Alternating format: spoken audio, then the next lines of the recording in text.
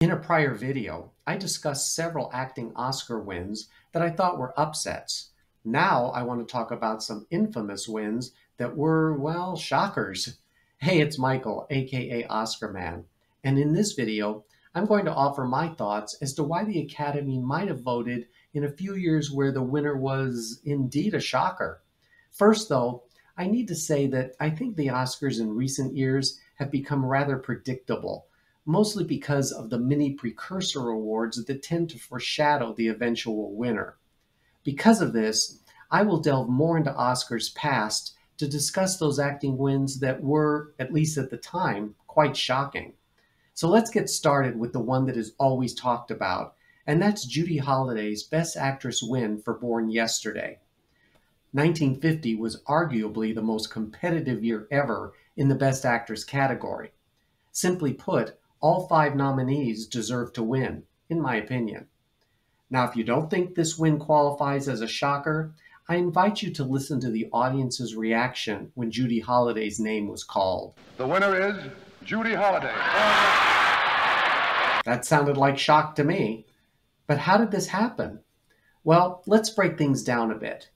Conventional wisdom is that All About Eve co-nominees Anne Baxter and Bette Davis canceled each other out, which I believe has happened in other years. However, I want to substitute Baxter with Gloria Swanson because I think that Davis and Swanson were the frontrunners. Baxter and Eleanor Parker in Caged were both excellent, but I don't think either were able to pull together many votes. So you have an Academy voter looking at Davis and Swanson and, not knowing who to choose, say to themselves, I can't decide, so I'll just vote for Holiday. I think some members voted this way because they felt that either Davis or Swanson would likely win, and they didn't want to tip the scale either way. Another theory is that Judy Holiday played the role of Billy Dawn on Broadway for 2 years, which became at the time the 7th longest running non-musical production. Even though she was heavily identified with the role, she remained unknown to film audiences.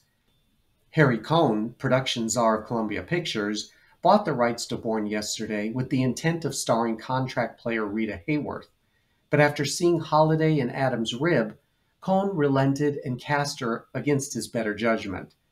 Judy Holiday received another round of critical praise for her film performance and took home the Golden Globe that year. By Oscar time, Holiday had her fair share of supporters, perhaps even equal to that of Davis and Swanson. Let's face it, 1950 was a very good year. That said, I doubt many actually believed that Judy Holiday could possibly win over film legends Davis and Swanson, but she did. One important note to remember throughout this video. Inasmuch as we would all love to know the final Oscar votes, I believe that Holiday likely won by a slim margin. In fact, I'll go as far to say that a handful of votes probably separated her from the actress in second place, and maybe even third. Of course, we'll never know. Damn it. Another shocker was Art Carney winning Best Actor of 1974 for Harry and Tonto. I don't think most prognosticators expected this, especially because the competition included Jack Nicholson on his 4th nomination that year for Chinatown. I think it should have been his 5th, for he missed being nominated for Carnal Knowledge. And Al Pacino received his 3rd consecutive nomination for that year's Best Picture winner, The Godfather Part 2. There was also Albert Finney in Murder on the Orient Express and Dustin Hoffman for Lenny, neither of which I think were going to win. So how did Carney win? My short answer is members of the Academy actually watched the performance. Remember, the Actors Branch nominated the performances in each category, but all members voted for everything. At least that's how it was back then.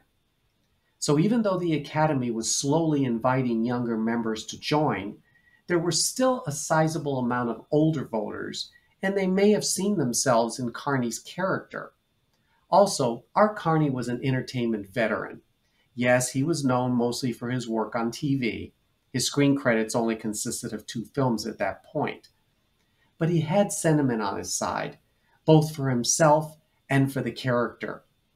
I'll admit that the film itself did not exactly generate the kind of glowing reviews as the one starring Jack Nicholson and Al Pacino. In fact, Harry and Tonto's only other nomination was for original screenplay, which, ironically, ended up being Chinatown's only win. Nicholson was considered the favorite for Best Actor that year, having won the BAFTA and Golden Globe, plus some critics' awards. Carney did win the Comedy Golden Globe. Pacino's performance also had its share of support. Was there any other reason why Carney may have won?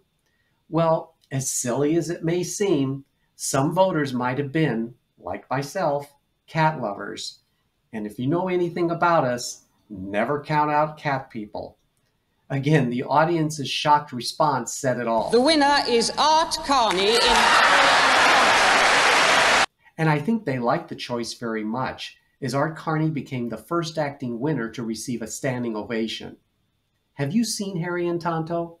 Tell us what you thought of Art Carney's performance. And if you haven't seen the film, you should give it a try. Worth noting is that Art Carney was presented his Oscar by Glenda Jackson, the previous year's winner for Best Actress. Jackson didn't show up to accept either of her 2 Oscars, nor was she there when nominated in between the 2 wins. So her appearance on the show was, I think, another shock. But let's talk about her win for A Touch of Class. Very unexpected and definitely a shocker. In 1973, the Best Actress category included Ellen Burstyn for the hugely popular The Exorcist, Golden Globe winner Marsha Mason for Cinderella Liberty, and Oscar winners Barbra Streisand for The Way We Were and Joanne Woodward for Summer Wishes, Winter Dreams. I know you're going to hate me, but I don't think Streisand had much of a shot at winning again so soon. Of course, with Jackson's second win in 3 years, that theory is kind of shot to hell. Woodward's film wasn't all that memorable, which left Burstyn and Mason in front for the award. Unlike with the announcements of Judy Holiday and Art Carney, this time around, the audience gave a rather muted response. Glenda Jackson. And the reactions of the nominees was sort of a, what the fuck? How did Jackson pull off this shocking second win?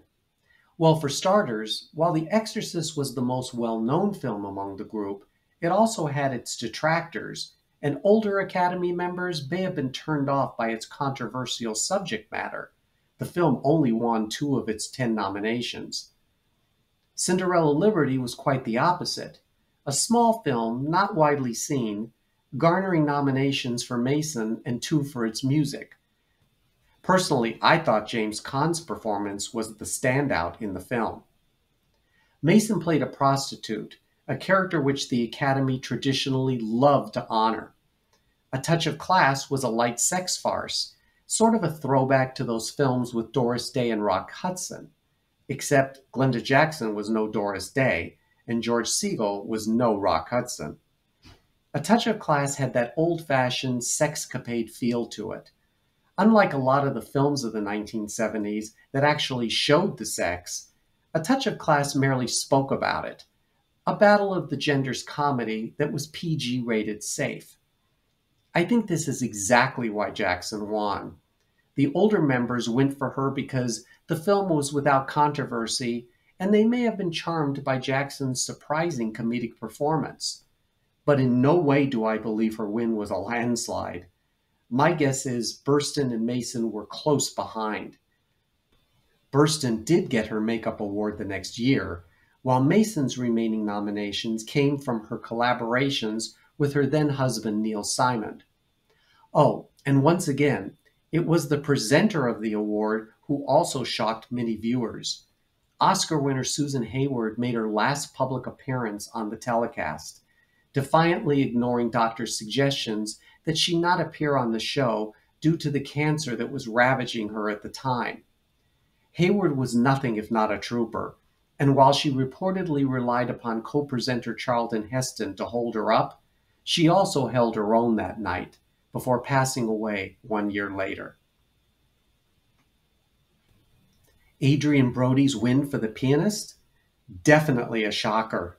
The audience certainly thought so. Adrien Brody.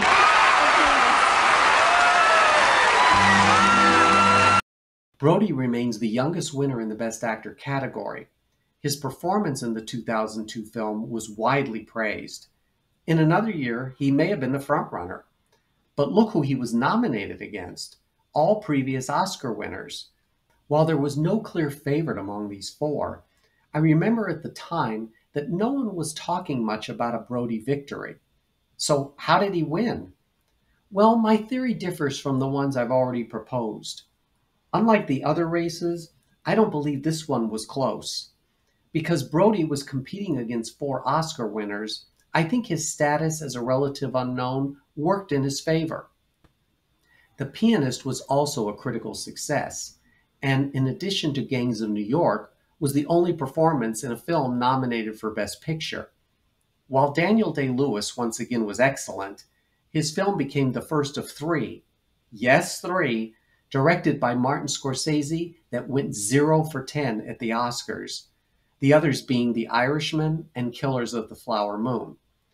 With not much love, actually none, for Gangs, plus Michael Caine's nomination being the only one for his film, Jack Nicholson already a 3-time winner, and Nicolas Cage sort of overshadowed by co-stars Chris Cooper and Meryl Streep, it's a small wonder that Adrien Brody ended up winning. I remember being shocked I predicted Day-Lewis, but I'd wager that if the vote tally was revealed, Adrien Brody won by a sizable margin that year.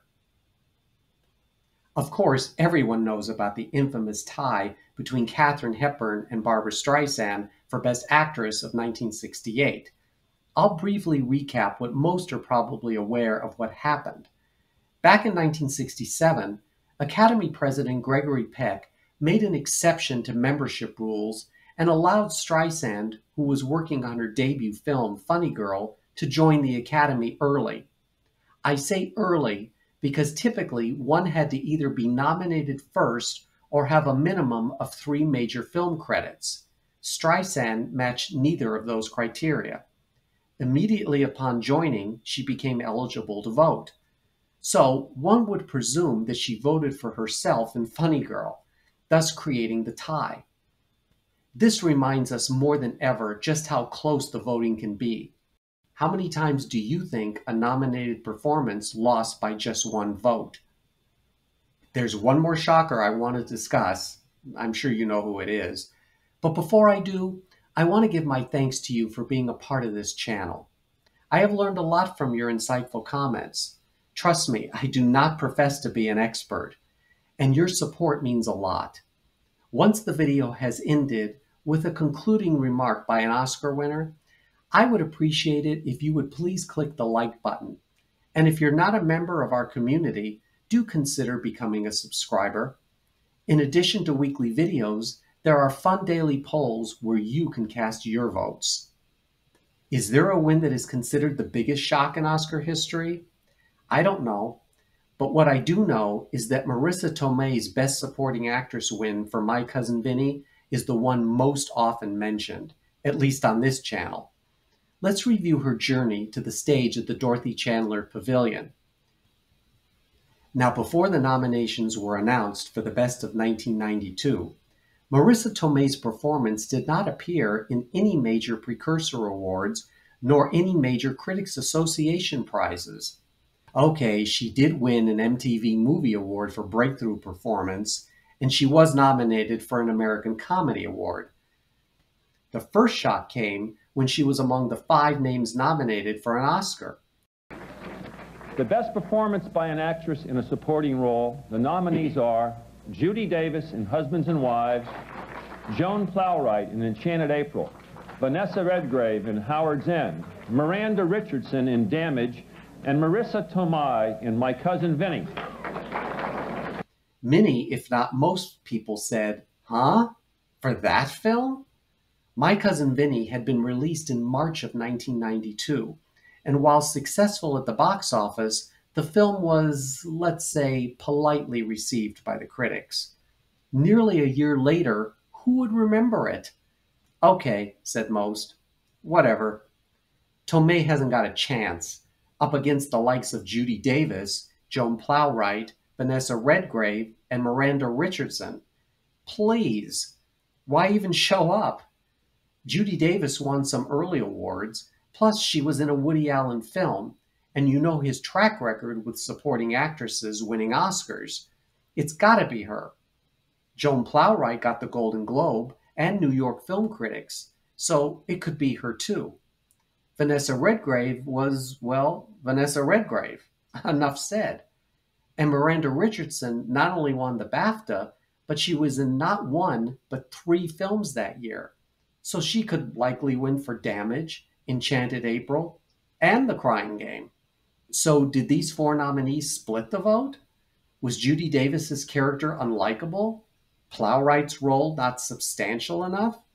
Redgrave's performance not equal to her best? Richardson's nomination too confusing? Which one am I voting for? Or how about that enough Academy members simply felt Tomei stood out with some memorable moments plus a great Oscar scene when she testified in court? So how did I think she won?